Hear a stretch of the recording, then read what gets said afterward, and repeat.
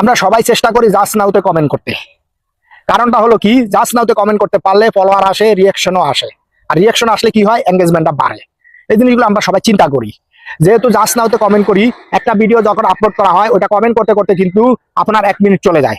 কিন্তু এই যে একটা স্ক্রিনশট দিয়েছি দেখেন, এখানে 5100 কমেন্ট, 3400 রিয়াকশন, 7টা শেয়ার এবং কি 37টা হয়েছে ভিউ। সবগুলা কমেন্ট জাস্ট নাওতে হয়েছে। আমার সামনে যখন ভিডিওটা আসছে তখন ভিডিওটা জাস্ট নাও ছিল, 1 মিনিটও হয়নি। কারণ এই পরিবারটার 5 লক্ষ পরিবারের ফ্যামিলি। হ্যাঁ, তার কারণেই এতগুলা কমেন্টস তাড়াতাড়ি চলে আসছে। কিন্তু আমার কথা হলো, আপনারা তো কমেন্টগুলা করেছেন ভিডিওটা না দেখে।